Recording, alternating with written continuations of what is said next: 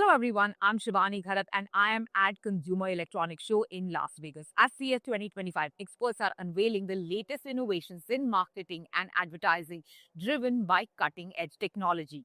AI is definitely at the forefront, enabling hyper-personalized campaigns that adapt in real time to user behavior as well as emotions. Augmented and virtual reality are transforming brand experiences in many ways, offering immersive ads that allow consumers to interact with products in entirely new ways possible. So, what are these conversations happening at CES 2025? We're getting you all the action from the ground.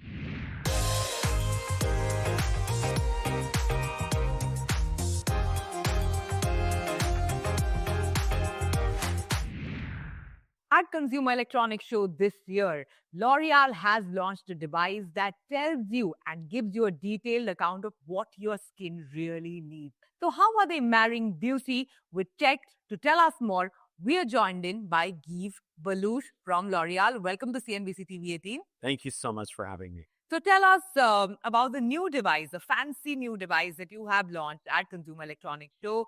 What does it really do and how much will it add to a consumer's life? Yeah, it's our 11th year here at the CES, and every year we come with something new. And this year it's Cell Bioprint. It's our new technology that really goes beneath the skin, measures your proteins within your cells of your skin cells, and can finally tell people what products to use that are precise for them in their skincare routine in a world where 9 out of 10 people today are frustrated with their skincare. And it's not about your brands. It could be anything that you suggest, like whether you need a moisturizer, whether your skin texture is oily, dry, all of those suggestions come through, right? It will give you both. It will give you some suggestions of ingredients and actives that we have in our portfolio, but also it will tell you things about your skin, reveal and hopefully get the mystery and guessing game out of your skincare routine, where you can use any types of routines and products that you have in your life today.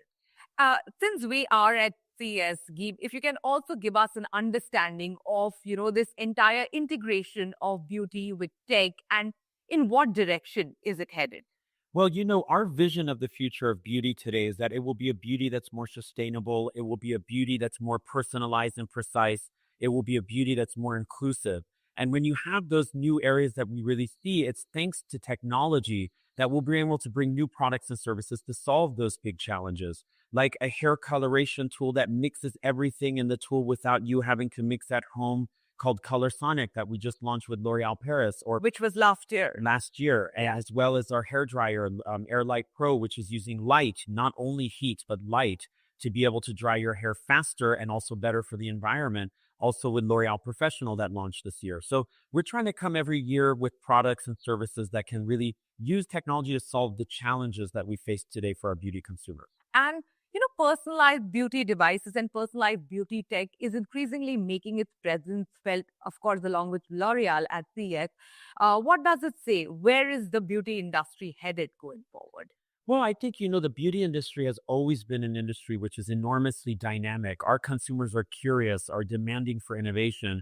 And this is the perfect type of consumer to be able to innovate with technology, reach them in a more individual way, give them more services and data to make the right decisions. And all of that is going to be, I think, an evolution of beauty over the next 5 to 10 years, where we'll see really a lot more delightful and amazing kinds of products and services we didn't see before. And you mentioned about delivering personalized experiences to the customers.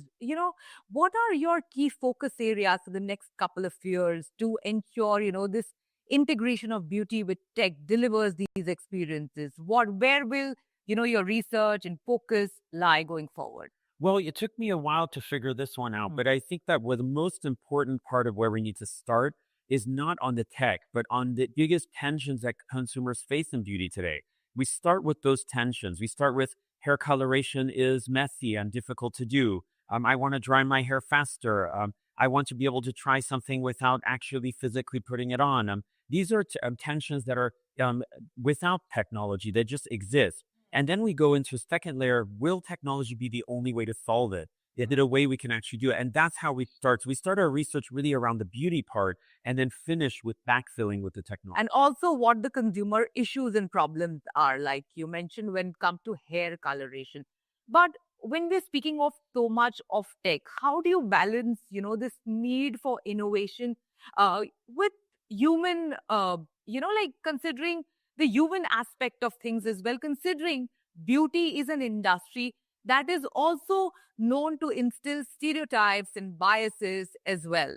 Well, I think everything starts with the values. When I was mentioning before, if the beauty of the future is should be the most inclusive beauty of the future. And if you start with that, like we did with our HAPTA project, where 1 in 10 people in the world can't have access to beauty today because of hand and arm limitations, how do we address that need? How do we get to those people and be able to give them the enablement to be part of our industry? That is actually the opposite of being of non-inclusive. It's inclusivity at a core. And I think we start with those values. We make sure that all of our AI based algorithms are tested on people from very light to very dark skin, on in countries and geographies all around the world. Like our recent cell bioprint was done in over 15 countries on 4,000 people. If you start with the science and you make sure that you include everyone, then you can really make a difference in the right way.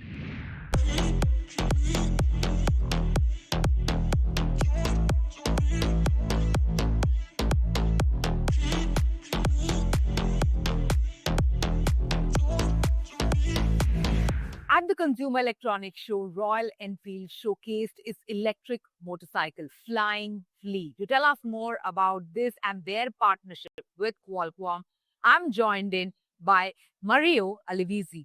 Welcome to CNBC TV18. Thank you so much. Thank you for coming. So tell us about showcasing Flying Flea at the Consumer Electronics Show. How does it fit in your larger strategy of, setting foot in the electric vehicle sale? Yeah. So as you know, we presented the Flying Flea 2 months ago in Milan, and this is the first opportunity to show the bike in the US, and we are here with Qualcomm to announce this partnership because with this new platform, with this new brand, we want to basically put together this authentic design that is proper of Royal Enfield, 125 years history. So together with this cutting edge technology that we have developed specifically for this platform, right? So it's a unique occasion for us. And walk us through the entire design approach of this electric vehicle. How do you stay true to the legacy of Royal Enfield? How does it weave back that legacy and, as you step into something new with electric vehicle? Of course. So it's a completely new approach, but it respects the Royal Enfield way of doing things, so fairly unique. So we spoke with more than 5,000 people in developing this project. It's starting from 2018. And at one point, these people were able to identify this trend in the market of people wanted something that was lightweight, easy to ride, accessible, connected, and at the same time, no noise, no pollution. And so we look into our history and we found the Flying Flea from the 40s. That was the perfect bike because the bike was parachuted in Normandy by the UK military. And so the army could reach the enemy line faster. And so the original Flying Flea was a representation of victory, freedom, and all terrain. And so this bike is the perfect representation of that. And what a fantastic backstory. How are you communicating all of this, to your consumer to go ahead and pick this and buy into that legacy and backstory? Yeah, and this is the interesting part of being here, right? Because we have this beautiful story, but also we want to grow and we want to keep developing the business, but also the culture and also the technology. And so the Flying Flea is this like unique combination of authentic design and cutting edge technology. So we think that we are going to be in contact with a lot of new people. We want to welcome more and more people into the motorcycle industry. The mission of Royal Enfield is ride pure. So we want more and more people to experience the joy, the freedom that we have riding motorcycles. Yeah, and that's exactly what you told me, that if you don't ride a bike, this is the bike that you should start with. As the Chief Growth Officer of the EV business of Royal Enfield, what are your strategic priorities, as you enter this space to increase brand reach in this field? First of all, to build something that is a lot of fun and is exciting for a lot of people and acceptable for many people that had been thinking about riding a motorcycle, but they found a lot of barriers in between. This is accessible. This is telling you, hey, come, ride, learn, have fun. Second is to develop, more and more products inside this space because, we see many customers with different needs. And so we want to build not just one product or one platform, but many more products in the future. So we're going to see a lot of things coming from Flying Flea.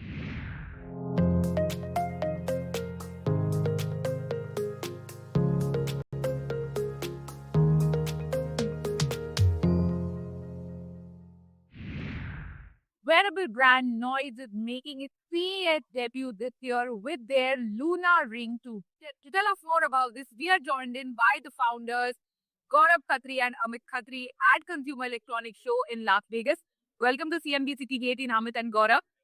Hi, Shibani. Thank you so much for coming and covering us here. Welcome to your. Amit, let's begin this conversation with you. Your big debut at CES this year. Tell us more. How does it feel for an Indian brand to launch at such a renowned, international tech conference? No, Shibani, so at India, we are largest for the last 3 years in wearable space. And if you look at it, we are third largest in the world.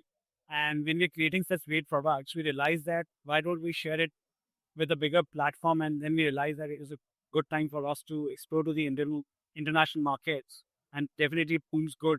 As an Indian brand, you are trying to compete with global peers around. Definitely a good peer. When you were in the studio, you mentioned how international and international aspiration of Noise to take it to as many global markets as possible. So you're here already. So tell us more, and tell us more about the new ring as well. So I would say I'm God as in wish I would have met you before. I think the whatever we discuss is coming true now. So it's a most exciting time for us to come on such a platform which we always have been seeing from my childhood at least. So yeah, but yeah, coming back to the Luna Ring, of course, the version 2 is what we are teasing here, which will come with AI 2.0, which will have much more features in terms of understanding your health, understanding your workout, put everything that you need in terms of health. Along with it, higher battery life, we are just showcasing our charging case, which is coming along with it. So that's a thing that we're teasing here. And what are some of the key trends that you have picked up? Seeing so many people, so many other players around at the Eureka Park where we are right now, about where the wearable, industry is headed. I would say AI is being spoken a lot is being discussed here, but again, I didn't get chance to see all around. Very busy at here, but yeah, I think AI is something which everybody is discussing and wanting to know more. No, so we've yet to see the overall showcase here by other brands, but what we are looking at is these devices are getting more and more personalized. Till yesterday or till now, these devices used to tell what is the data all about, but now they can tell you more personalized that like you slept very sleep well last. So how should you make it better? What food you should eat? What workout or what kind of workout you should do so that your intensity level doesn't go beyond that. So I think it's getting more and more personalized and maybe more meaningful for every user. So I personally think you would see AI across all devices and watching wearables. And what kind of innovation, according to you, will shape shift this wearable space? We saw so much of evolution over the past couple of years. So where is it headed? What next do we see? What have you got your eyes on, both of you? So I personally think devices are getting more smarter, which means you would see devices getting lighter, accuracy is becoming better, lot of health cares coming in.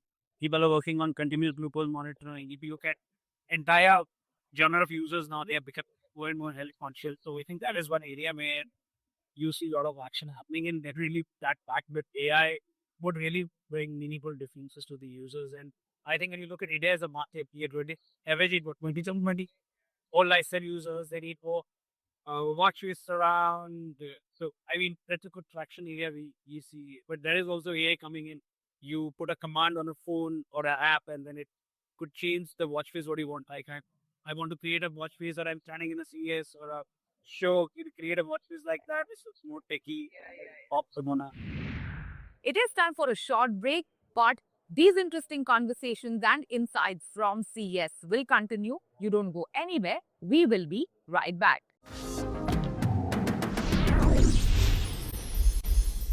At Consumer Electronics Show, I'm catching up with Tanya Rokard of Bosch. They have an annual survey called Tech Compass that gives us insight into public's understanding and sentiment around technology. And according to the report this year, India leads when it comes to AI enthusiasm. To tell us more, we are joined in by Tanya. Welcome to CNBC TV18. Thank you very much for having me. It's exciting to be here.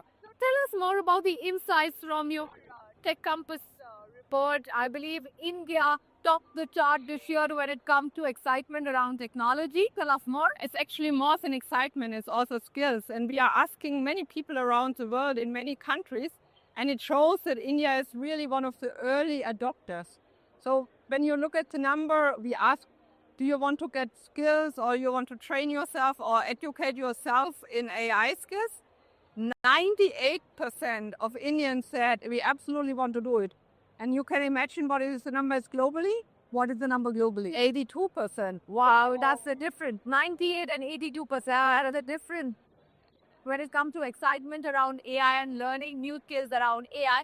But having said that, what are some of the solutions and what are some of the innovation when it comes to AI that you are launching, that Bosch is launching at CES this year?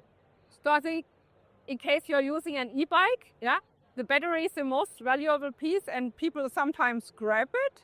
Yeah. And we have now a digital lock, so it's useless. Yeah, you have a digital connection with your iPhone or your smartphone and no one can get it. This is one thing. If you're a parent and have a little baby and you want the infant grip, also you really want that be protected, the heart rate, the respiratory rate, it uses video, it uses radar, and of course it helps you if it's crying in the night because it's doing a gentle rocking. Then our infant grip solution is something for you. Okay. How does Bosch foresee the future of AI, especially when it comes to consumer tech? Oh, consumer. So you're now in your kitchen. You expect guests in the evening and you don't know what to cook or you don't know the recipe. You use our open and then it recognizes the dish automatically and proposes what to put on your oven, how long, the temperature. It recognizes already 80 dishes and it's learning. Oh, every dish you add, it's learning, and the more anonymously you join, that's fantastic. But you are not only in your kitchen, you might even do whatever steps or other fitness exercises. Then we have the fitness tracker, and maybe you can look at it in our booth. It counts what you are doing, it gives you a recommendation what to do better. And maybe one last thing with sensor and software and AI. When you have a light there and you have a smartwatch, you do this, light goes off or on. It's a gadget, but it's night, yeah. Wow, so it's learning from you, taking insights from you, and then creating solutions around what you do to make it better going forward. But what you are saying is our solutions get more personalized. Yes, it's drawing insights from you. But having said that, going forward, what is the solution or technology that you are most excited about launching in the month to come as Bosch? No, I think we go forward into assisted driving towards also autonomous driving, and then you go step by step, and you always have to look at the safety of the driver. So what we have launched also today is a wrong way driver. So you are entering a highway exit or an entrance, and you miss it, and then you get immediately a warning because artificial intelligence recognizes where you are going and it compares it, what is the normal traffic flow, and it wants not only you but also others. This is just one example, but it shows that we have this holistic picture. We have to make many features more intelligent, that we come not only to a better assisted driving but over time to autonomous driving, and the software-defined vehicle is of course at the heart of Bosch. With AI-powered CAM becoming so rampant globally, what lies ahead? What are the challenges that global giants like McAfee faces when it comes to securing customers, securing the consumers from these scams? Well, to answer these questions, we have Steve Grobman, Chief Technology Officer of McAfee, joining us at Consumer Electronics Show in Las Vegas. Scammers are getting increasingly sophisticated with each passing day.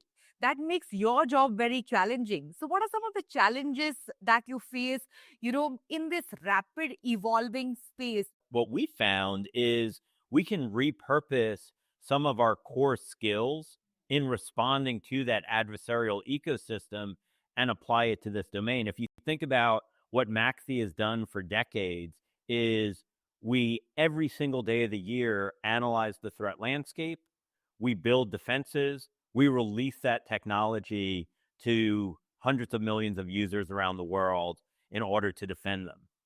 That's exactly the same problem that we're now seeing repeat itself with scams, where the scammers, every single day, they're coming out with new types of scams. So we're using that same muscle to create new defenses every day, and then we can release that in a host of new capabilities. So like, we're really excited at CES. We're announcing the McAfee Scam Detector, which is really a trifecta of technologies to detect users from scams on their mobile devices. So text scams is one of the main places that users can get informed by a scammer somewhat anonymously. So, you get that message that says a package was delivered or misdelivered, or your bank is trying to contact you. A lot of those are coming through text. So we built some technology to look at both the text itself as well as all of the artifacts that are in it, like the links, to see whether anything is malicious, and then inform the user and help defend them. Email, that's our second big area of focus. We see lots of scams in emails, and unlike text, a scammer can write a very compelling email with a lot of information, using advanced formatting capabilities to make it look exactly like a legitimate organization. So our email scam defense is all about protecting users when the scammers try to address them through that email channel. And the final one is deepfake detector, which is all about a deepfake video. So a lot of the scams, and they can be investment scams, banking scams, there's a lot of different ways that scammers can try to connect and exploit a user, is through video. And we're really excited to announce at CES, we've now expanded the release of our deepfake detector technology into the Indian market. And we're really excited that our India customers will now be able to use this technology to help assess whether what they're looking at in the video, is it real or is it likely generated by artificial intelligence? Yeah. Steve, I'm tempted to ask you, part of your job is also to look at how innovative scammers are getting in fooling or tricking the audience, the consumer, the Aam Janta, as we call it in India. So how innovative are they getting? What are some of the most innovative scams that you've come across as McAfee over the past couple of months? So the thing about scams is there's no monopoly on the types of scams. Scammers use a recipe where they want to create a sense of urgency. They want users to act quickly, and they don't want them to validate the information.